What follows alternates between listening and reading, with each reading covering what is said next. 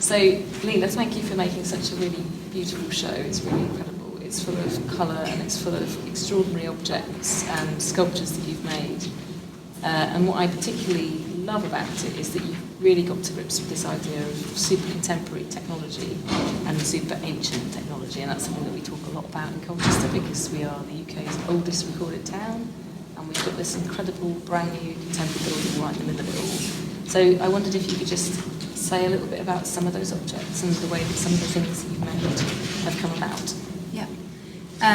Well, we have some pots on loan from Colchester and Ipswich museums, which are displayed amongst the installation, alongside replica pots that I also made, and alongside weavings that are made by hand, but also on sort of part digital looms. It's sort of a range of different processes from analogue to digital sort of happening.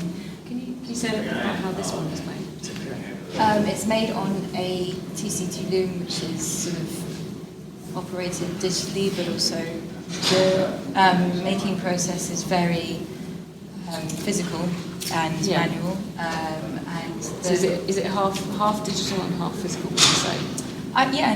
In some ways that's a good way of explaining it. Kind of a bit of a crossover between an old process, a very old process, and then computer technology coming in. Yeah, and the weaving link sort of comes back to thinking about the foundation of computing. And a lot of these patterns are made from a computer program that I developed with a programmer that makes thousands of patterns. So sort of pulling it from something digital into something analog. There's sort of a layering process that happens throughout the show.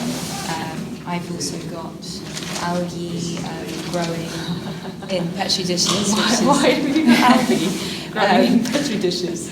I was looking at different forms of. A lot of the work is thinking about landscapes and infrastructure, and future technologies, past technologies, how we see our landscape, what layer of state it's in, and sort of thinking about technology being a part of it, something that's sort of inherently grown into it. And I just began looking at different types of future sort of fuels and came across biofuel, bioalgae, and what's that? Sorry, it's basically sounds horrible. a form of fuel. Well, it's not what's actually in the show, but it's a form of fuel that's used using algae.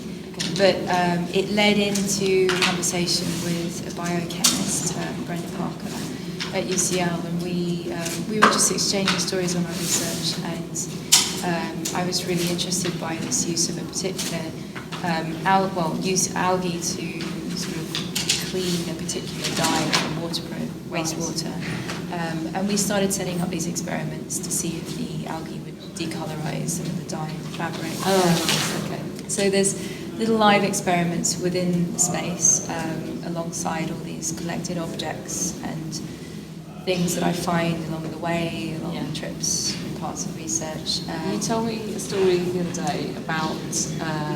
So you've got original Roman pots in the show from the museums, and you've got remade pots that you've been working with artisans to remake, and then you got one of them smashed. Is that right? Yeah. So tell me how you smashed it up. Well, I wanted to create a replica of these pots. I was interested in this sort of, I guess, like a retroactive process of thinking through what these things are, what value they have, and sort of the real, the copy, how we encounter things like this online, perhaps only. The idea of fake and authentic and fake. Yeah, and they were remade from photographs I took when I was going to the archive collection, and by a guesstimate of size, and this particular pot was completely smashed and built together. Right.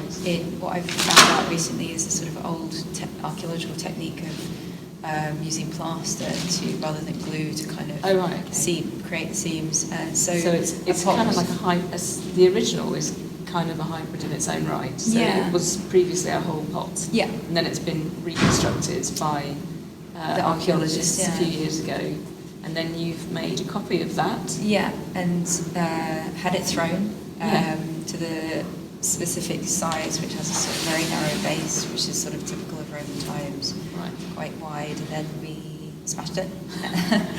How do they feel about smashing it? Yeah, quite. It's a bit odd. Yeah.